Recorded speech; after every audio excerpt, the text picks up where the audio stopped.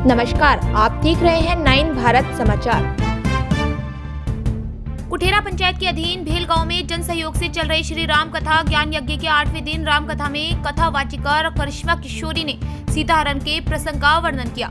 इसे सुनकर श्रोता भाव विभोर हो गए। कुठेरा जेल में आयोजित श्री राम कथा में कथावाचिका करिश्मा किशोरी ने सीताहरण का प्रसंग सुनाते हुए श्रद्धालुओं को बताया कि रावण ने अपने अहंकार के कारण माता सीता का हरण किया। उसने माता सीता का हरण करने के लिए साधु का वेश बनाया तथा जंगल में भिक्षा मांगने लगा।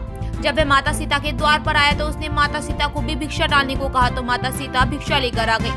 जब वह साधु रूप में रावण को भिक्षा डालने लगी तो उसने कहा कि हम द्वार के अंदर से भिक्षा नहीं लेते, अगर तुम्हें भिक्षा देनी है तो बाहर आकर दो।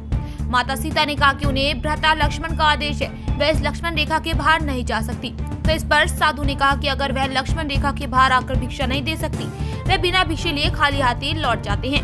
इतना कहने पर माता सीता लक्ष्मण रेखा से बाहर आकर साधु को भिक्षा देने लगी। तो वह माता सीता को अपने साथ उठाकर ले गया। कथा सुनकर पूरा माहौल भक्तिमय हो गया। कथा पंडाल में भारी संख्या में महिलाएं व पुरुष मौजूद रहे। क्या होता है, वो सोना किसी को सोने नहीं देता। जिसके पास अधिक धन होगा वो सो नहीं पाएगा। क्यों? अरे कोई चोरी ना कर ले जाए।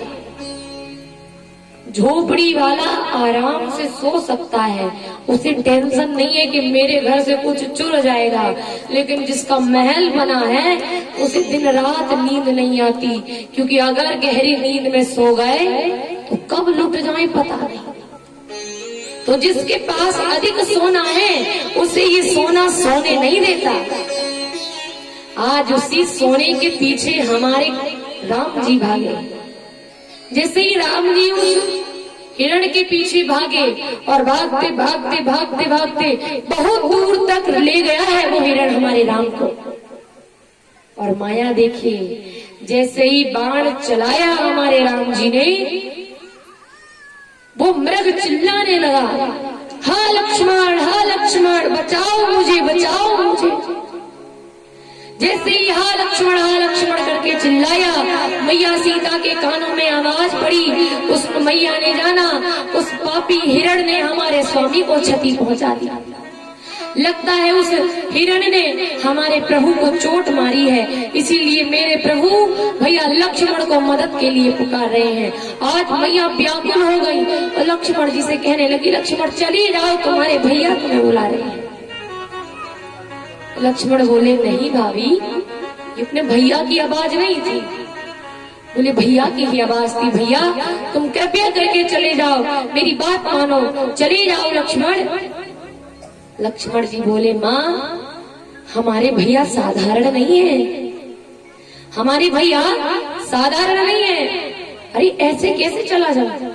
मेरे भैया को अच्छे अच्छे लोग डिगा नहीं सकते, ये मामूली सा हिरण क्या बिगाड़ेगा?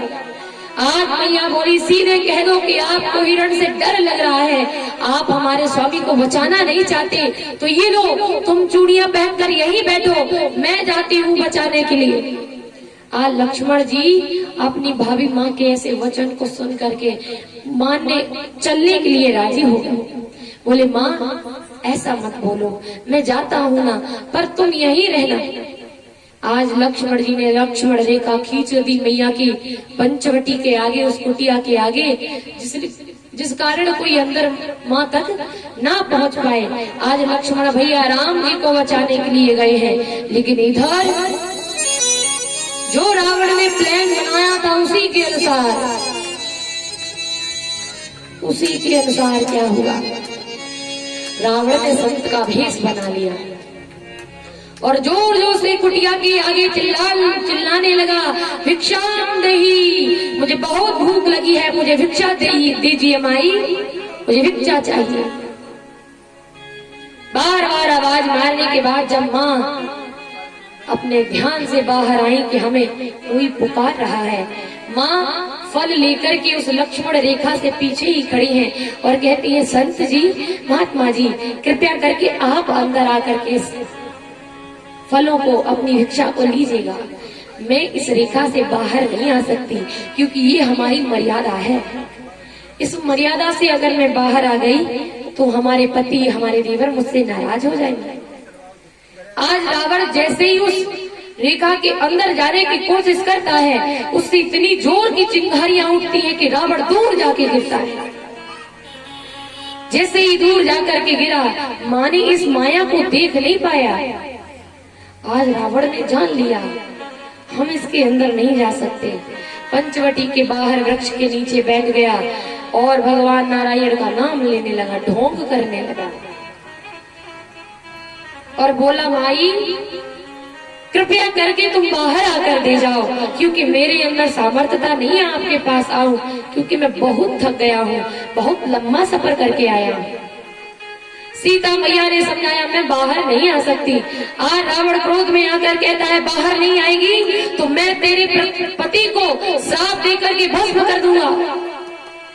सीता मैया ने जैसे ही सुना मेरे पति को भस्म कर देगा, तुरंत रो करके भाई बाहर आई। नहीं नहीं महात्मा जी, ऐसा मत करिएगा, ऐसा मत करिएगा, मैं बाहर आती हूँ। और मैया जैसे ही बाहर आई, रावण ने मैया के हाथों को, केसों को पकड़ करके और पुष्पक विमान में डाल करके उड़ने लगा। मैया रोकती है, रे पापी, अगर तेरे इस छल के बारे में मुझे पता होता तो मैं बिल्कुल इस अपनी देवर द्वारा खींची हुई लान से बाहर नहीं आती। मुझे क्या पता